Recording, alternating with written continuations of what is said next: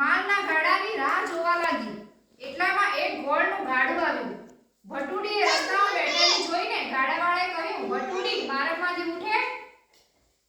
ભટુડી બેન કહીને બોલાવ. ભટુડીએ શું કીધું? એ ભટુડી બેન કહીને બોલાવ અને ઘોડનું ગાડું ઠાલવીને જા એટલે માર્ગમાંથી ઉઠું. શું કહે છે પેલી ભટુડી? પેલો ગાડાવાળો એમ કહે છે ભટુડી ભટુડી ઉઠ એમ રસ્તામાંથી. તો ભટુડી શું કહે? એ ભટુડી બેન કહેવાનું હોય અને ઘોડનું ગાડું બધું ઠાલવ તો હું અહીંયાથી રસ્તામાંથી ઉઠું હોય. ગાડાવાળાએ તો ભટુડીને ભટુડી બેન કહીને બોલાવી અને ઘોડનું ગાડું ઠાલવી નાખ્યું એટલે ભટુડી માર્ગમાંથી ઉઠી ગઈ. ભટુડી ઘોડની થેલીઓને પછી જંગલમાં લઈ ગઈ. પછી ભટુડી તો સડક પર જઈને બેઠીને માલના ગાડાની વાટ જોવા લાગી. એટલામાં એક શેરડીનું ગાડું આવ્યું. ભટુડીએ રસ્તામાં બેઠેલી જોઈને ગાડાવાળાએ કહ્યું, પછી શું આવે છે? શેરડીનું ગાડું. પછી ભટુડીને માર્ગમાં બેઠેલી જોઈને પેલો કહે છે, એ ભટુડી ભટુડી માર્ગમાંથી ઉઠ. ભટુડી કે એ ભટુડી બેન કહેવાનું. ભટુડી બેન કહીને બોલાવ અને શેરડીનું ગાડું ઠાલવીને જા એટલે માર્ગમાંથી ઉઠું.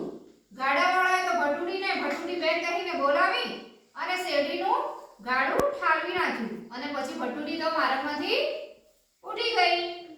ભટુડી શેરડીના સાંઠાને જંગલમાં લઈ જઈને મૂકી આવી. પાછી ભટુડી તો પાછી આવીને સડક ઉપર બેસી ગઈ. સડક એટલે રસ્તા ઉપર આવીને બેસી ગઈ. એક ગાડું આવ્યું. ભટુડી રસ્તામાં બેઠીને જોઈને કોપરાનું ગાડું હતું. કોપરાના ગાડાવાળાએ શું કહ્યું? એ ભટુડી ભટુડી ઊભી થા. ભટુડી શું કે? એ ભટુડી બેન કે તો હું ઊભી થઉં અને તારા બધું આખું ગાડું કોપરાનું અહીંયા ઠારવી નાખ તો હું ઊભી થઉં એમ. તો પેલો ગાડાવાળો શું કહે છે? ભટુડી બેન કહીને બોલાવે છે અને આખું ગાડું ઠારવી નાખે છે એટલે ભટુડી ઊભી થઈ જાય છે. ભટુડી પેલી કાચલીને બધી જંગલમાં લઈ જાય છે. પછી શું કરે છે ભટુડી? ભટુડીએ તો ગોળની ભેળીની ભીંતો બાંધી, શેરડીના સાંઠાનું છાપરું બનાવ્યું અને કાચલીઓથી ઢાંકી દીધું. પછી ભટુડી પાણી ભરવા ચાલી. ભટુડાને કહેતી ગઈ, હું જ્યારે બોલું કે ગોળ કેરી ભીંતડીને શેરડી કેરા દાંડા, કાચલીએ ઘર છાયા ભટુડા કમાડ ઉઘાડો ત્યારે પાણા ઉઘાડજો. શું કહે છે? પેલી ભટુડી જંગલમાં જાય છે એટલે બચ્ચા એકલા હતા ઘરમાં એટલે કોઈ બી આવીને ખાઈ જાય બચ્ચાને એટલે શું કહે છે? હું આવું કહું તો દરવાજો ખોલજો, નહીં તો દરવાજો ખોલતા નહીં. પછી વળી ભટુડી ફળિયામાં પડેલી રાખને, સુંડલાને અને પીપળાને પણ ભટુડાની ભલામણ કરતી ગઈ.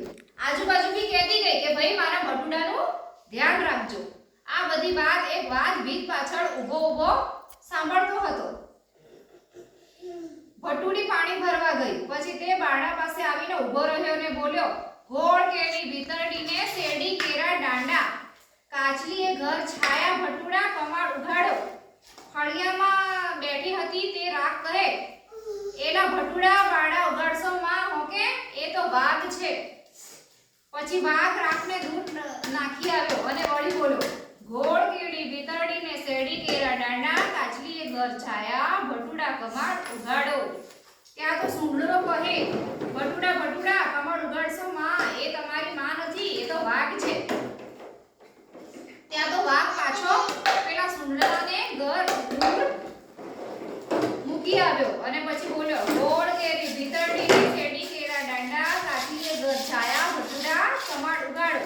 ત્યાં તો પીપળો બોલ્યો, ભટુડા ભટુડા બાણું ઉઘાડશો માં? એ તો વાઘ છે, તમારી માં નહીં હો. વાઘ તો વળી પીપળાને પણ દૂર નાખી આવ્યો અને ફરી બોલ્યો, ગોળ કેરી ભીતરડીને શેરડી કેરા દાંડા, કાચલીએ ઘર છાયા ભટુડા કમાડ ઉઘાડો. ત્યાં તો પીપળો બોલ્યો, ભટુડા ભટુડા એ બેસી જા નીચે. યસી બેસી જા. તમે બાણું ઉઘાડશો માં? એ તો વાઘ છે, તમારી માં નથી. વાઘ તો વળી પીપળાને પણ દૂર નાખી આવ્યો અને ફરી બોલ્યો, ગોળ કેરી ભીતરડીને શેરડી કેરા દાંડા, કાચલીએ ઘર છાયા ભટુડા કમાડ ઉઘાડો. ભટુડાએ જ્યાં કમાડ ઉઘાડ્યા ત્યાં તો મોટો વાઘ તો એ ભટુડાને ખાવા લાગ્યો. પણ એક નાનું ભટુડું કોઠીમાં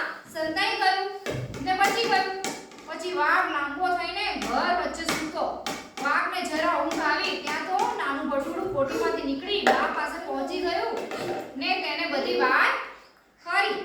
માં તો ખૂબ ખીજાઈ ગઈ. પછી તે ઘર પાસે આવીને બોલી, ડુંગર ચડતા ઢીંચળ ભાંગે, પાણી પીતા પેટ ફાટે. મારા ભટુડા મારી પાસે આવે ત્યાં તો વાઘનું પેટ ફાટ્યું ને બધા ભટુડા બહાર આવ્યા.